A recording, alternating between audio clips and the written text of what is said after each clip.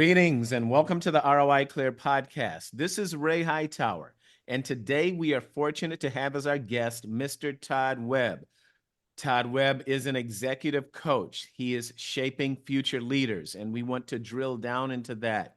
So, ladies and gentlemen, please join me in welcoming Mr. Todd Webb. Welcome, Todd. Hi, Ray. Glad to have you here on the ROI Clear podcast. Great to see you. As we were talking before, last time you and I saw each other in person, we were at lunch somewhere north of Chicago Avenue and east of Halstead, and people in Chicago know where that is. So it's great to see you again on the podcast. Glad to have Yeah, you here. same here. Wonderful, wonderful. Now, to kick things off, we know you're an executive coach, and I got to tell you, I love your tagline on your website. Your tagline says, I help technology leaders achieve extraordinary results, one powerful conversation at a time. And I was wondering if you might unpack that for us. Yeah, as I'm getting into coaching, I am learning that it's different from mentoring and it's different from some other ways that you might advise people.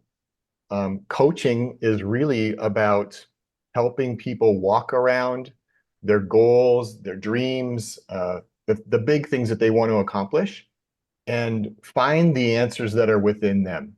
So, sure, I have lots of experience that I can draw upon, lots of wisdom, but what I learned and what I did and what I tried and what I didn't do well was all context sensitive. It was relevant to the place that I was at the time. And so what I've learned may not be relevant to you. But I have learned to ask a lot of great questions and to really dig around things. And my superpower is looking at things from different perspectives, oftentimes surprising perspectives that people haven't considered before, and helping them see something in a new way that makes them go, I never thought about it that way before.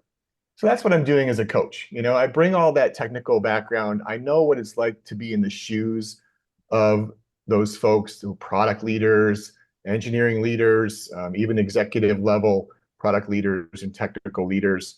But I only use that to ask better questions. You use your background as a technical leader to ask better questions. Mm-hmm. Now, tell us a little bit about your background. I mean, you and I met years ago when you were definitely a technical leader. And why don't you walk us through that and let's connect the dots between your early days in technology and your realization that you were a business leader. Yeah. Well, I'm going to start you way back when. So, Okay, way back when. way back when, because I think it's relevant. I was an engineer when I went to my undergraduate institution, and I ended up in industrial and operations engineering. And the primary reason for that is because they let me take org behavior and psychology classes because while I loved systems and technology, I always really loved the people part of systems and technology. It was just fascinating to me how people fit into that. And throughout my career in many different industries, many different sizes of companies, that's what's always been my passion. I started in the auto industry because I grew up around the Detroit area. I eventually worked for a big auto manufacturer for a while, but also worked in printing and publishing for a bit, worked as a consultant, which is the first place that you and I met. Yes. Doing software development consulting around the Chicago area. Ended up at Groupon for a while, did a little bit of consulting on my own, went back to a startup. And I guess the common thread through all of that is that the best part of my job in each of those places was the people that I got to work with, the builders. I just love builders. I love those people. I like how they think. I like how they problem solve. And it just fascinates me to figure out how can we help them work better together. So that's the thread. And as I advanced through my career, I took from the technology side and then dove even more into the business side, which was what you asked about, sort Mm. of how the business fits into it. And Yes. it just, that became a really great place to help technical folks really find the meaning, the why behind what they were building, right? There's often a tendency to kind of dive in and really get mired in the details and the things that work and don't work, and right. But not enough of the why is what I've found amongst leaders who should be sharing those things, who should be sharing the stories and the reasoning and the experiments we're trying to figure out and how the business works. All that why, super important. That's what gets people motivated. That's what gets people to say, oh, okay, like I get why we're going this direction now. Like this is cool. I could do that. I could, move that lever. I could move that metric. I could do something that's really cool for the business if I fix this thing over here, if I try this experiment over here.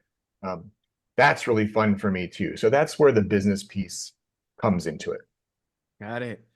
Now, when you say digging into the why, are you uncovering the why for the person that you're coaching, or are you communicating to them the why for the organization or the project that they're working on? What role is why playing in that?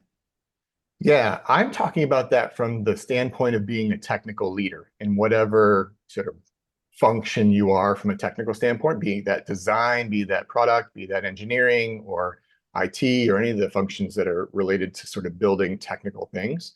Mm-hmm. Um, and it's helping that team and individuals on the team really understand the meaning behind the things that they're doing, the meaning Right. behind what they're being asked of things. No, as speaking, I'm reminded of a story. Maybe it's a story slash jokes slash humorous statement or whatever. There's, two people stacking bricks, and you approach one of them and you ask him, "What are you doing?" And he says, "I'm stacking bricks." And you go to the other one and you say, "What are you doing?" And he says, "I'm helping to build a cathedral." Mhm, mhm. I love that story. Love that. What a great anecdote, right? And that's exactly it. That's kind of really getting to the point. It's not that I'm implementing feature X or fixing a server or moving something from on premises to the cloud. All those sorts of things that Mm-hmm. all the minutia that we do as technical teams. It's why are we doing that? Like, what's that getting for us? What's that helping us do? Yeah, That's exciting. When people get it, it just changes things. they're on fire. Hmm. They're on fire. Right. Todd, what would you say are two things that many people get wrong about coaching, that they totally misunderstand? I would say about coaching or executive coaching. If you want to put a finer point on it, maybe executive coaching. I approach it in any way you want, either coaching or executive coaching. What are two things Mhm. that many people get wrong about that? One, going back to the first point that I made is that it's not imparting wisdom. It's not somebody coming in and telling you how it has to be done or how it should be done or this is the way. That's not coaching. That's not coaching and that's not executive coaching. That Mm-hmm. is mentoring, that is advising, that's consulting.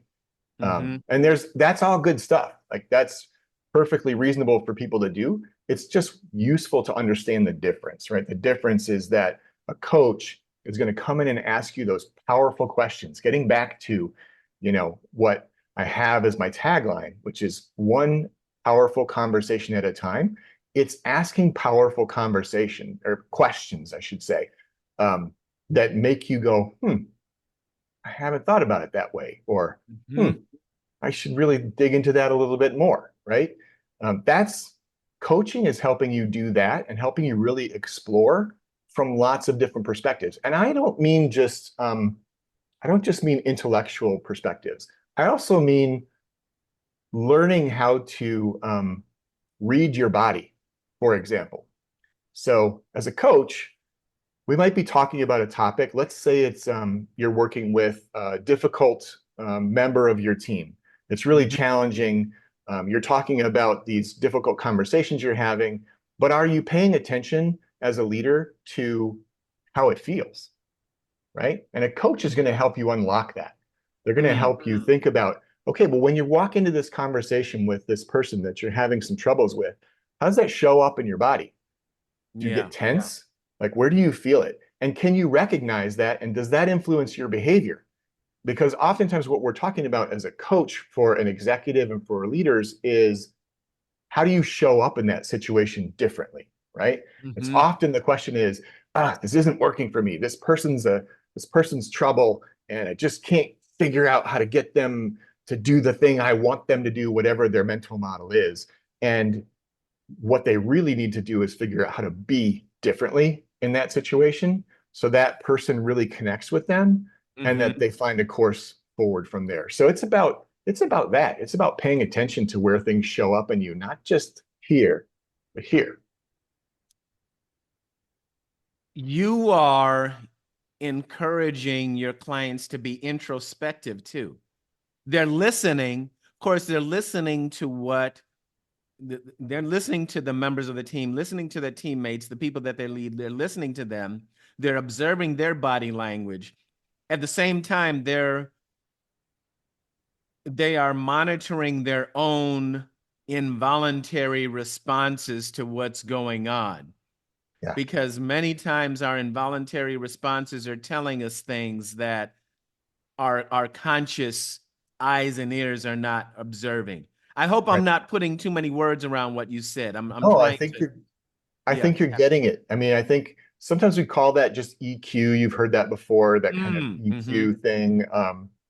But yes, it is extraordinary leadership in any space, but of course for technology leaders too, who I think sometimes have trouble getting to this place, Yeah. is is that really clear focus, paying attention to, like you said, body language and subtle things that are going on, and not Mm-hmm. just noticing it, but sometimes it's pointing it out. Sometimes like there's and I've been guilty of this. As a leader, you notice that somebody looks uncomfortable, for example, in a meeting, at a team Mm-hmm. meeting. And you may or may not point this out immediately right there, but you oftentimes you might actually look at that person and go, "Hey, you seem uncomfortable with this." You might like really point it out rather than just kind of file it away and Mm-hmm. say, "Oh, that person looked uncomfortable in this conversation." It's really sort of next level from a leadership standpoint to go, "Hey, you look uncomfortable. What's going on?" And draw it out if you can, because usually there's something really meaningful and meaty there that's going to help the whole team move forward. And sometimes Right. even those tech folks don't even realize that they're feeling that. The next level is recognizing it in other people, pointing it out and using it as ways to help the team and that individual forward. But it's Mm-hmm. also, you know, helping them starting to feel that in themselves and recognize it and bring it out so that no longer is you know, having to express it, but now it's your team members recognizing, hey, this conversation is making me uncomfortable. I'm going to say something about it, right? Rather than just sitting there Yes. and feeling uncomfortable. Right. Bring it out into the open, shine some light on it. And, light is a great disinfectant, isn't it? Mm-hmm. Yeah. Yeah. Wow. Man, Todd, I've always known you as a high IQ guy. Now I'm learning more about your high EQ. My goodness, this is cool. How did you develop that? I mean, what paths did you take to acquire the skills necessary to become a coach? Yeah. And you Well, talked about your industrial engineering background and your right. operations research background, but tell us, did something happen in your childhood? Were you the leader on the baseball team who was getting hitters to hit better because you were in touch with what was going on inside here and here? So Yeah. yeah, tell us It's a about great that. question. You know, if I look back on that time in my life when I was younger, I would say one of the most influential things that happened in my youth was that I moved a ton of times. Before high school, I moved about 7 times to different cities, different homes. And as a kid, that's rough, right? You have to learn how to Mm, make friends. You have to you become, at least I became very in tune to the people around me and how I was Wow. perceived. And, you know, kids can be kind of cruel. So and that's just natural kind of how kids operate in many ways. They're just trying to figure out who they are, and new kid comes in and it just happens that way. So I'd say that Yeah. that experience definitely probably helped me become more attuned to what was going on around me. I was a very observant and not super um, didn't I was not an extrovert by any means. Mm-hmm. I was an introvert, and Mm-hmm. so I would just kind of sit back in the class and watch what everybody was doing, watch people's behavior, and sort of figure out where's my place in all this, right? Mm-hmm. Who am I going to become friends with? Who do I have to watch out for? That kind of thing. I think would be the thing I would point to. Mm-hmm.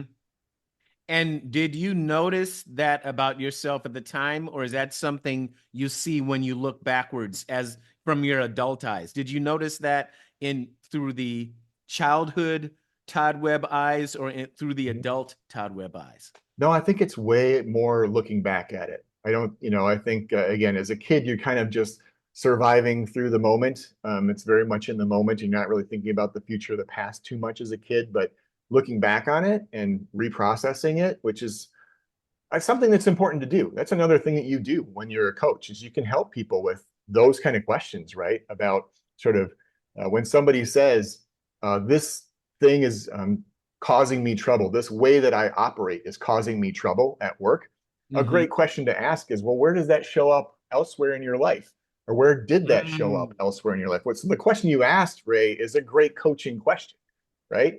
It's because often the thing that's bugging you at work, where maybe you're not connecting with people the way you want to, or you get frustrated easily, or whatever the thing is that you're trying to get better at, is something that manifests elsewhere in your life. It Yes. manifests at home. It manifested when you were a kid for, the stories that we tell about what happened when we were kids, that kind of thing. So yeah, that's how I see that. And I think it evolved in me over time just because had happened then, and I just maintained that fascination over time.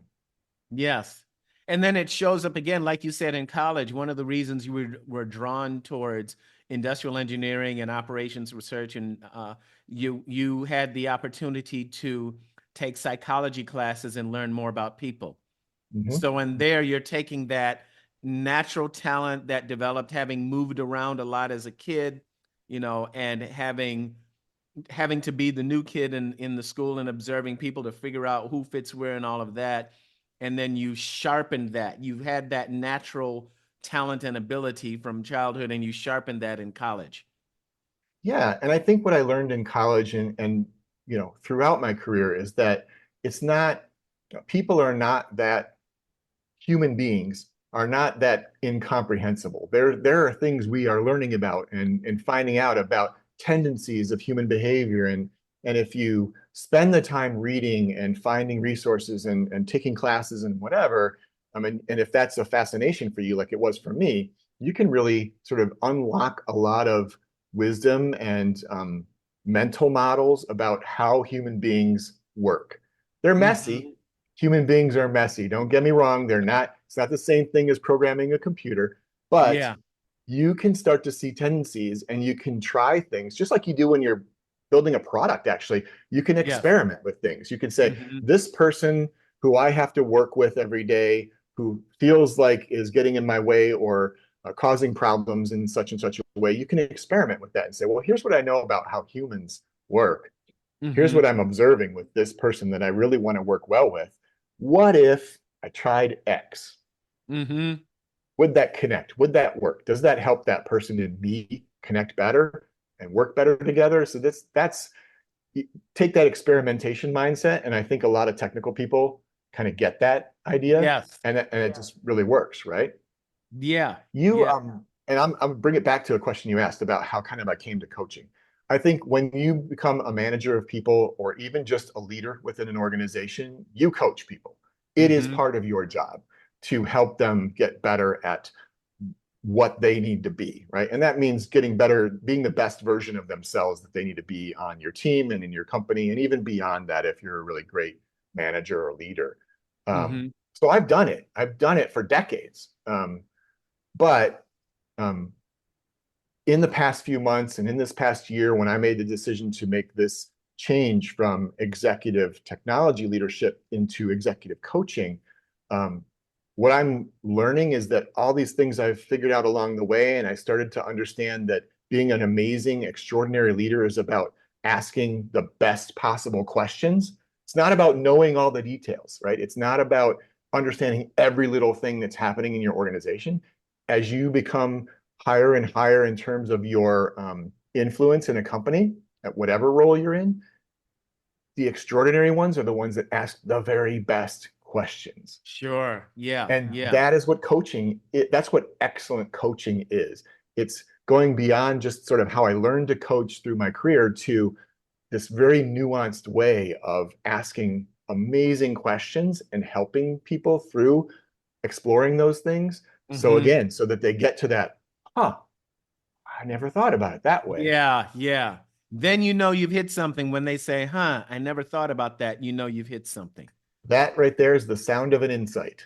Huh, right? When people go, huh, that is the sound of an insight. And that's what we're going for as coaches.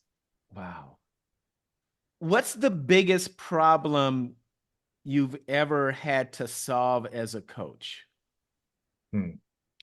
Yeah, good one. I'm going to go back to a time when I was doing software development consulting. Hmm. Um, I had a person on my team who was working with an entrepreneur, Hmm. building a system for them, a web app built in Ruby, back in the day. And Yes.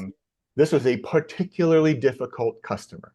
This was Hmm. a he was working with a very difficult customer, Yes. and the coaching was around how he was being with that customer.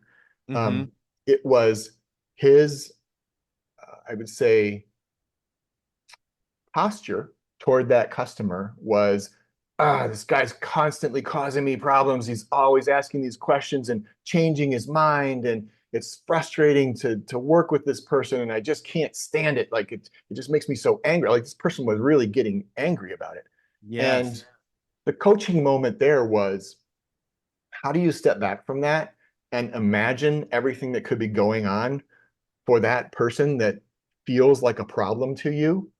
And how can you treat them instead of as a problem, as just a human beings who's got their own issues, their own things that are going on, and just bring that level of kindness back to it, that level of empathy, right? That's what it was all about. It was that coaching moment of, can I get them to go, oh yeah, there might be a lot going on, like for that entrepreneur. There may be things Mm, going on in their life that I never even knew was going on. Maybe this isn't sure. about me.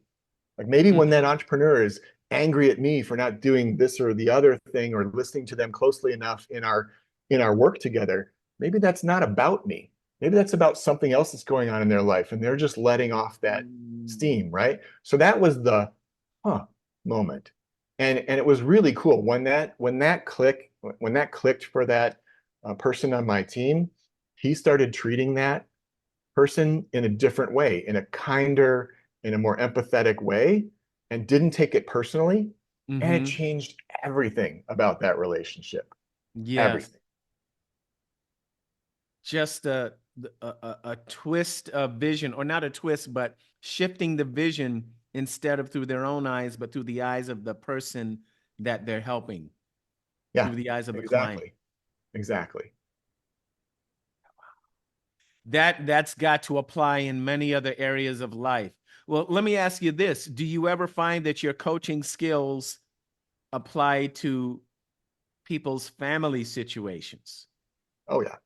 And a lot of coaches do that. And in fact, as I mentioned before, a lot of the things that trouble us or get in our way or stop us from being the extraordinary leader that we want to be and need to be, are things that show up elsewhere in our life.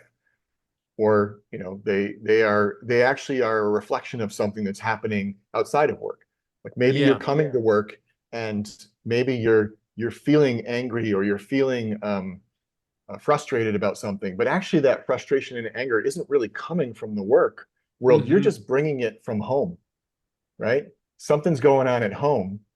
We've all done this, right? Yes, Something's going yes, on at yes. home. You're frustrated, something happens with your teenager or whatever it is, something happens and you bring that same emotion into work. You're not really Yeah, frustrated with people at work. It's just, right. you got to let it out somehow, right? Yep, So, yep, so yep.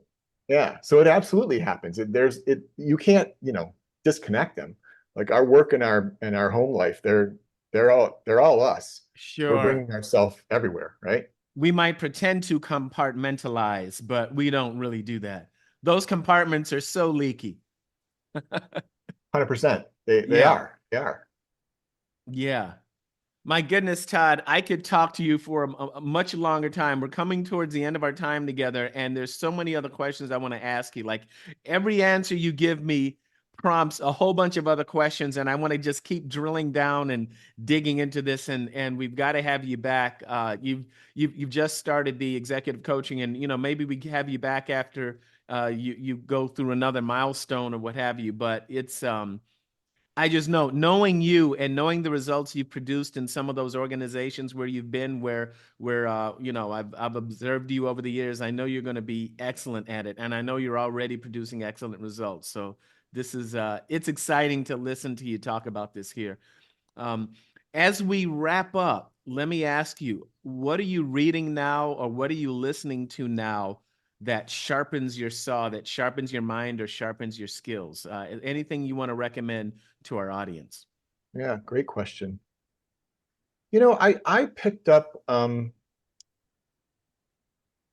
book by and I'm not going to remember his name. Rico is the last name. It's an old book about relationships, Hmm. and I'm not going to be able to tell you exactly what's in it. But I picked it up because it is a book about having good adult relationships, which is applicable to, as you said, to home, and it's also applicable at work.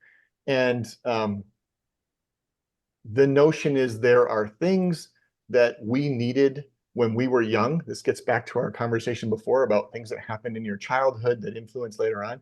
There are Hmm. things we needed when we were young that some people get enough of when they're young from their parents and from the loving people around them. And some people don't get all of those things. There's 5 things. He calls it the 5 A's. I'll Hmm. figure this link out for you later and I'll send it to you so you can share it. Okay. But it's a book that's been around for quite a while. And I've been reading through that just again to get back to fundamentally, what do I know about human beings? What do I know about these things that happen throughout our lives that can influence our behavior today? And how do I Hmm. help people explore those things? That's the book that's kind of got me going recently, is that one. And it's just an example of many such books like that, right? There are so many things out there that are thoughtful wisdom about how humans work, and all of it I just kind of pile in and draw on later on when it needs to be there. Yeah. Cool. I like the expression on your face when you said how humans work. It's like we're we're doing this so that we can all work together better. If we understand how humans work, we understand ourselves and we understand each other better too. So there we go. There we go. That's wonderful. And then finally, how can people get in touch with you?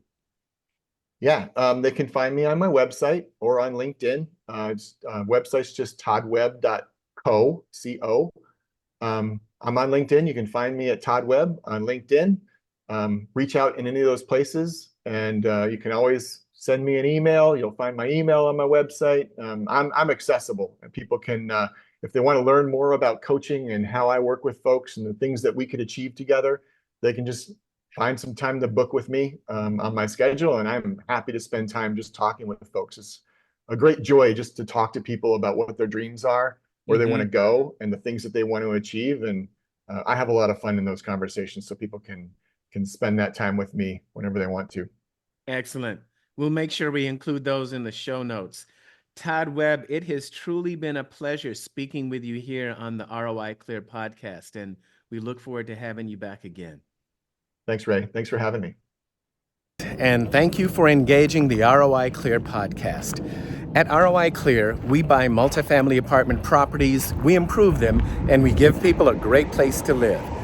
At the same time, we give investors an opportunity to enjoy capital preservation, tax advantages, and a solid return on investment. If you'd like to know more, click the link to roiclear.com down below. We look forward to speaking with you.